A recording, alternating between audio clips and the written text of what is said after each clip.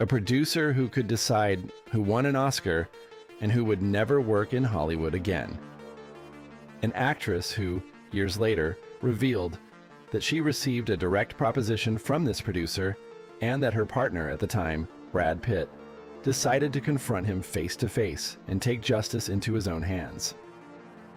A man who was convicted in 2020 in New York for sexual crimes, including rape and sexual assault, and was sentenced to 23 years in prison, years after his downfall and already behind bars.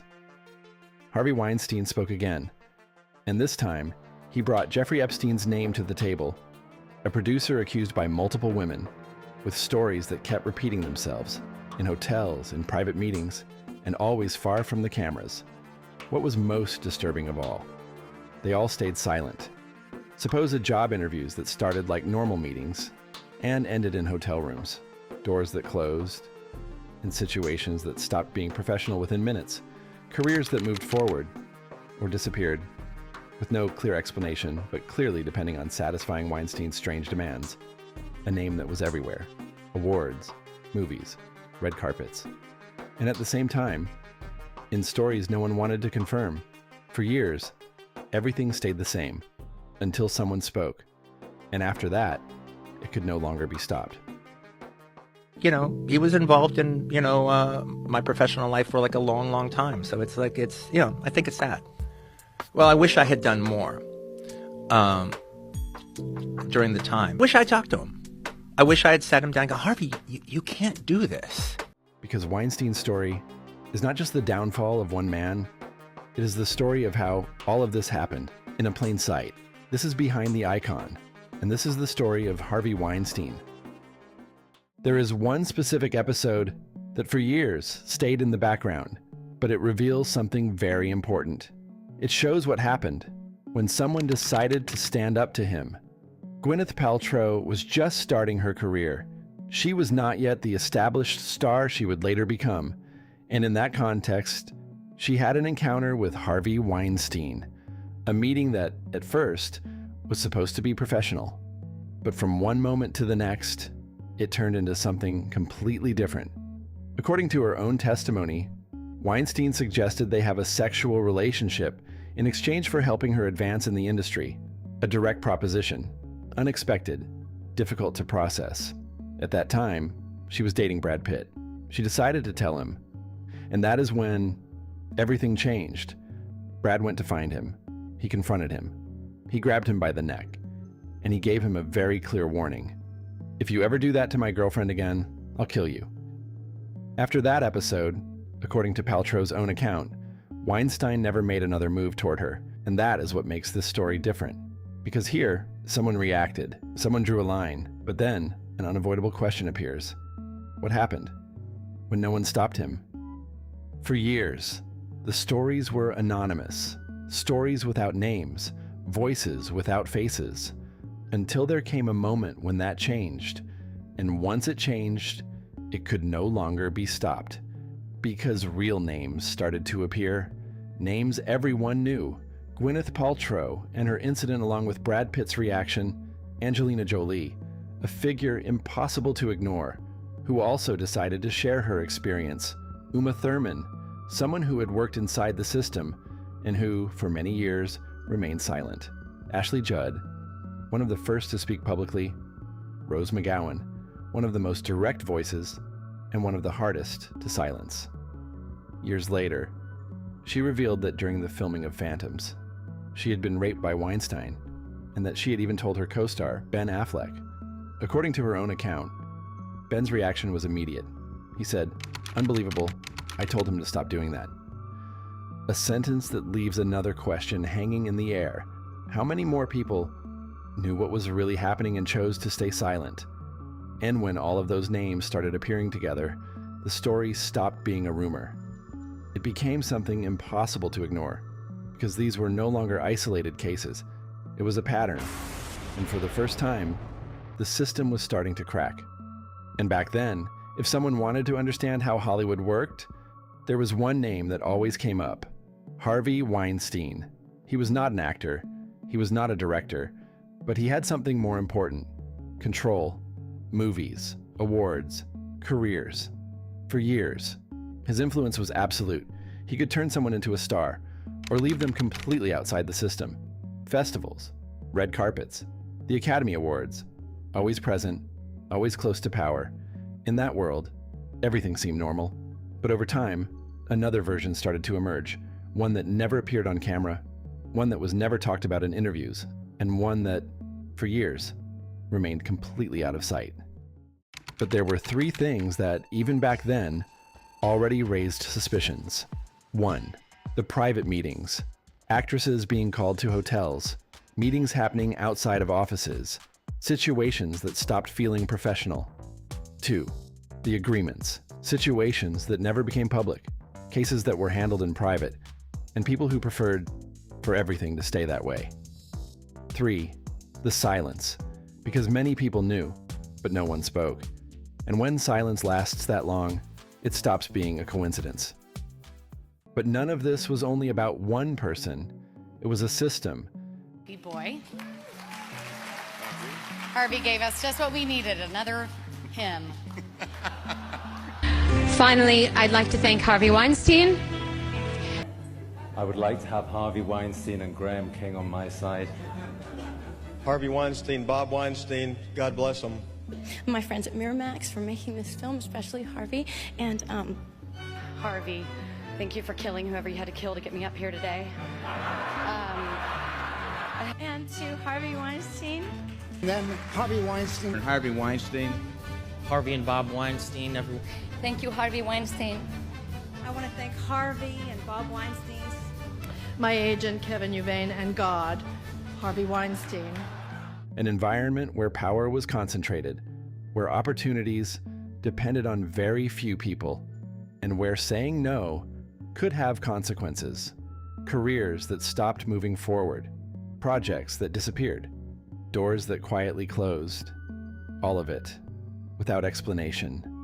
And in that context, the stories started repeating themselves. Different people, different moments, but always with the same kind of situations.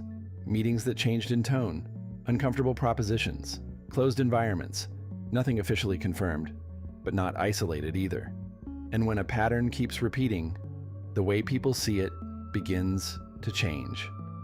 But to understand how Harvey Weinstein's machine really worked, you didn't have to look at his movies. You had to look inside the hallways of his production company, Miramax. Because he wasn't just a film producer, he was the architect of a perfect trap. It always started with a job opportunity, an invitation to a hotel suite to discuss a script, a last-minute dinner to finalize a casting. The luxury he presented to his targets was not a reward. It was a tool of disorientation.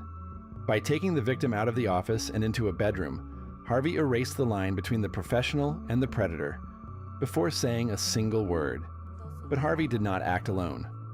Around him, there was a shadow zone, sustained by assistants and executives.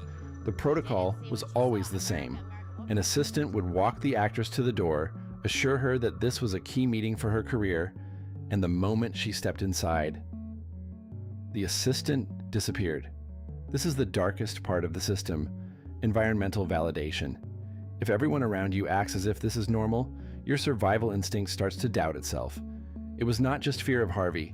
It was total isolation inside a company making millions thanks to silence. If someone managed to escape or tried to speak, Phase 2 was activated. Civil death. Weinstein was a pioneer in the abusive use of confidentiality agreements. These documents did not protect movie secrets, they protected crimes. Victims were told that if they spoke, they would not only lose their careers, their families would end up on the street because of massive lawsuits. The legal system was hacked by Weinstein and turned into an extension of his abuse. For every Oscar that Miramax raised on stage, there was a destroyed career hidden in the shadows. Harvey's Midas touch came with a price the industry was willing to pay for decades: the souls of those who only wanted to act. The question is not what he did, but how we allowed the world to keep looking the other way for so long. As time went on, more and more voices started to emerge, not publicly, but privately, behind closed doors, opening up to each other, shared experiences, situations that were difficult to explain, moments that created discomfort, and in many cases, the same pattern: an invitation, a private meeting, and a situation that crossed a line. For years, all of that remained contained, because the cost of speaking was simply too high. But there were 3 factors that explain why this lasted for so long. 1. Power. He was not an isolated figure. He was one of the central figures in the industry. 2. Dependence. Many careers depended on his decisions, and that made him extremely powerful. 3. Fear. Because standing up to someone like that was never a simple decision. It always meant the possibility of never working again. And for years, that was enough to keep people silent. But there comes a moment when everything changes. The stories start becoming public. Media, investigations, testimonies. What was once private becomes visible. And for the first time, Harvey Weinstein's name appears in a different context, one he can no longer control. And then the reaction is immediate. More people speak, more stories emerge, more details come to light, and what once seemed isolated starts to be seen as part of something much bigger. From that moment on, everything accelerated. Investigations, accusations, court proceedings. The industry reacted. People who had once been close to him began to distance themselves. You're gonna fuck up everything. I don't think anybody talked to him about it. And the thing about it is, everybody who was in his orbit knew about it. There's nobody who said they didn't know that didn't know. And then the entire environment changed. And finally, the trial came. The man who had been untouchable for years was now facing real consequences. And his name took on a different place, that of a man sentenced to 23 years in prison. Years after his downfall, and already from prison, Harvey Weinstein speaks again and brings Jeffrey Epstein's name to the table. In one of his first interviews from jail, Weinstein is asked directly about his connection to him. His answer is clear and concise. He denies ever having a close relationship. He denies they were friends, but at the same time, he avoids going deeper. He says he cannot speak with certainty, that he does not trust what the media publishes, although he does admit that the accusations are serious. And at that point, the situation becomes uncomfortable, because 2 names that for years were surrounded by controversy appear in the same conversation once again. From inside a prison, from the end of a career, and with a narrative that still keeps raising doubts. Because even there, Weinstein maintains his position. He insists on his innocence in many of the cases. He talks about financial motivations, about multi-million-dollar settlements, and about a story that, according to him, is not complete. But the real question is no longer what he says. It is why these names keep crossing paths. And when everything is over, one question remains. How was this allowed to happen for so long?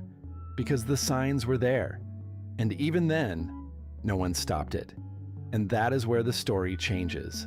Because it stops being only about one person and becomes about an entire machine that always chose to look the other way.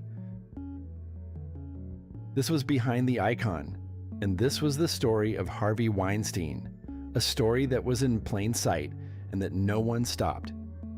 If you are interested in stories like this, subscribe to the channel and tell us which story you would like us to analyze next, because behind every figure, there is always something more, and there is always a story that deserves to be told.